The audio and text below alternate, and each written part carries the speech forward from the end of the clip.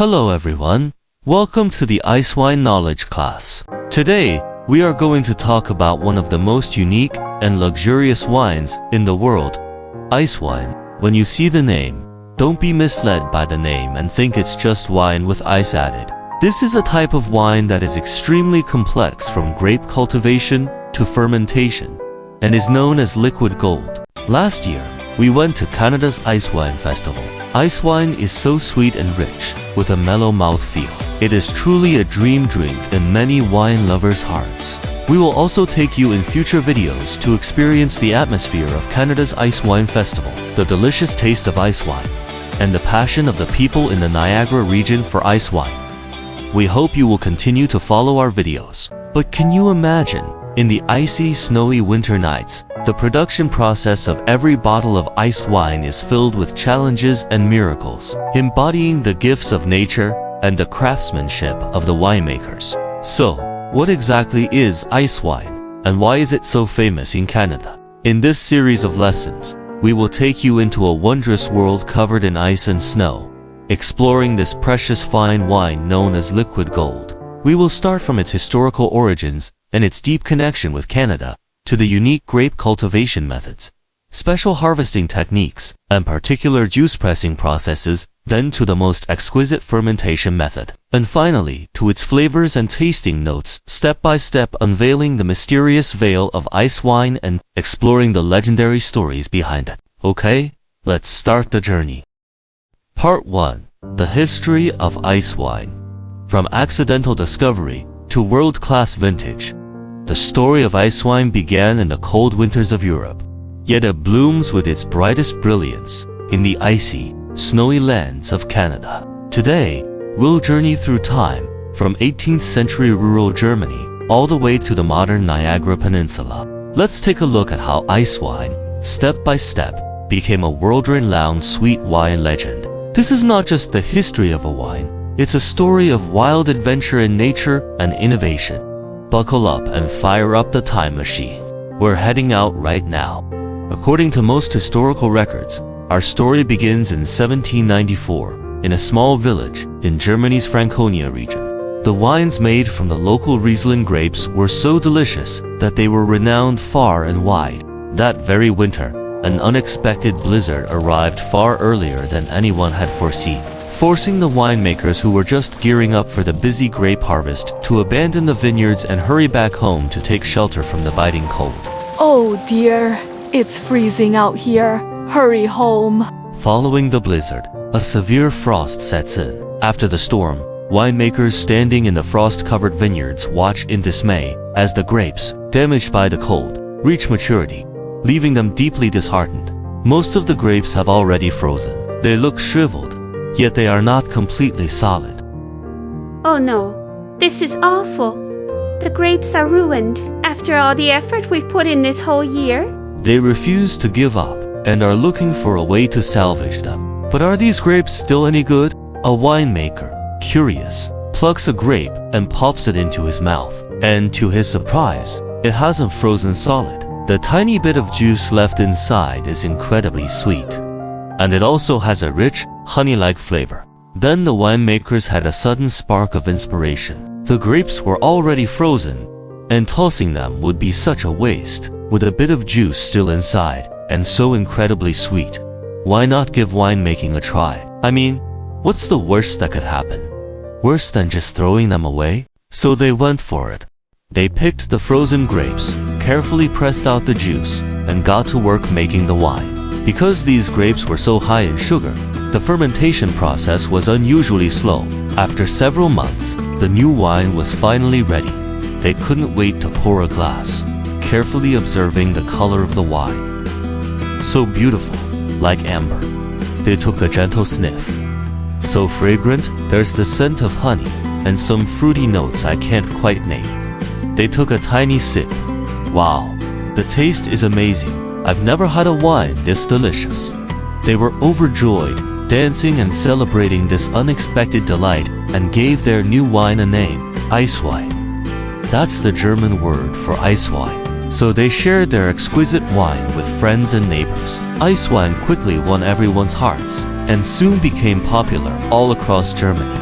It even made its way to Austria, another region famous for cold climate winemaking. Although this story is filled with romantic charm, it also reflects the very essence of ice winemaking. Extremely cold and lucky accident. It was precisely the cold winters of Germany's Franconia region, along with the winemaker's passion and innovation, that gave birth to this exquisite ice wine. Just like China's black tea, Britain's penicillin, America's potato chips, or even the discovery of the law of universal gravitation, the invention of the steam engine, and the harnessing of electricity, many accidental discoveries have brought enormous changes and progress to our lives. This reminds us that sometimes unexpected surprises are hidden in the most ordinary moments. We should nurture our curiosity and spirit of exploration, and be bold in trying new things and innovating. Only then can we continue to discover new possibilities and contribute to the progress of human society. However, because the production of ice wine is extremely dependent on weather conditions, its earliest appearances were purely accidental, more a gift of nature than a deliberate craft. For a long time, it never developed into a mainstream wine, nor could it be produced on a consistent basis. After all, the weather was simply far too unpredictable to guarantee the freezing conditions required for ice wine. It wasn't until the Hafner family in Austria made a significant claim.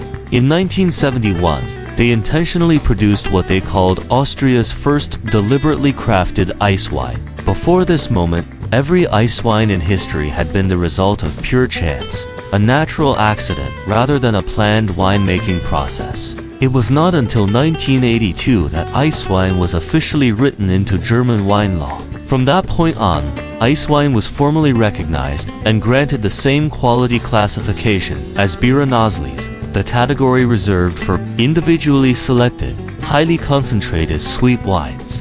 And over time, the harvesting standards were gradually refined and perfected, ensuring the quality and consistency of ice wine production. Afterwards, in both Germany and Austria, major wineries began to plant ice wine vineyards on a wide and stable scale. They moved towards systematic, large-scale production, transforming ice wine into a truly premium sweet wine. Although ice wine originated in Germany, it was Canada that truly brought it to the world stage. The story of ice wine crossed the Atlantic in the 20th century, arriving in Canada's Niagara Peninsula. Does this place sound familiar? You're right. It's the region of Niagara Falls, one of the world's 3 famous waterfalls. This vast northern land of Canada is renowned for its snow and ice, and defined by its harsh winters. Here, ice and snow are not only a striking part of Canada's natural landscape, but have also become cultural symbols of the country. Think about it. What kind of impression do people usually have of Canadians? For example, ice hockey was born in Canada. The sport quickly spread across the country and became the national sport of this country. It's truly a paradise for winter sports, with skiing, ice skating, and ice hockey all deeply loved by people across the country. Every year, the country hosts ice and snow festivals to celebrate the arrival of winter.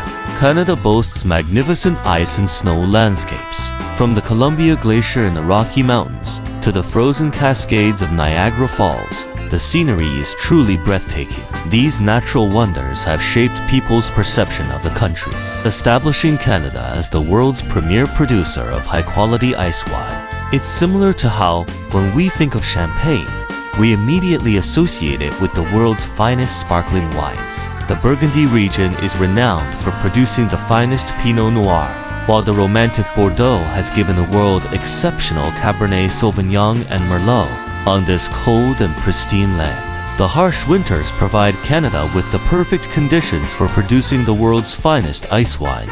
Although Canada has only entered this field in recent decades, through the efforts of several generations of winemakers, people have quickly mastered its essence.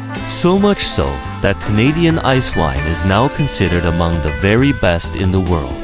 This is a true reflection of the people's deep passion for ice and snow. The story of Canadian ice wine begins in the 1970s. A 28-year-old named Carl Kaiser immigrated to Canada in 1969. He planned to pursue a degree in chemistry and aspired to become a professor. Kaiser had a deep passion for wine from a young age. As a young man, he helped with the harvest at the vineyard of his future wife's grandfather. When Kaiser first arrived in Canada, he brought with him the refined European palate for wine. He was disappointed by the overly sweet and simple local wines, and often criticized the poor quality of Ontario wines. It was then that he met Donald Zeraldo, a graduate of the University of Guelph's agriculture program. Donald firmly believed that Ontario could produce much better wines, and he convinced Kaiser to join him in this endeavor. "Brother, let's do this together. We can make world-class wine here," he told him. In 1975, they founded the first winery in Ontario in 50 years to be officially licensed for winemaking. This marked the beginning of what would become the famous Inniskillen Winery. In the summer of 1983, during a lively gathering hosted by Kaiser, he discussed ice wine with many immigrant winemakers from Austria and Germany. Kaiser reached an agreement with Ewald Reif, a grape grower born in Germany. They decided to reserve a portion of their vineyards, specifically for ice wine production, and received support from numerous other wineries as well. Although the first year yielded only a small amount of ice wine due to birds feeding on the grapes, the outcome was still exciting. The following year, the winery began using bird nets to protect the harvest. In 1984, Kaiser produced about 900 bottles of ice wine, each in a 375 milliliters format. The label read Icewine Vidal, English, ice wine, and the wine was released on December 1st, 1985, priced at $18.5 per bottle. This ice wine went on to become the only Canadian wine to win a gold medal at the 1986 Intervin International Competition in Toronto. 5 years later, he won the Grand Prix gold medal in Bordeaux. Often referred to as the Oscar of the wine world, this was the first Canadian wine to achieve a truly significant award on the international stage. From that moment on, Canadian ice wine took the world by storm. Even the Germans had to admit, these new world producers really know their craft. In the next episode, I'll introduce the climate and soil of the Niagara region and explain why it has become the perfect cradle for ice wine. If you're interested, please like, subscribe, and leave a comment to encourage us. Thank you all for watching, and see you in the next episode.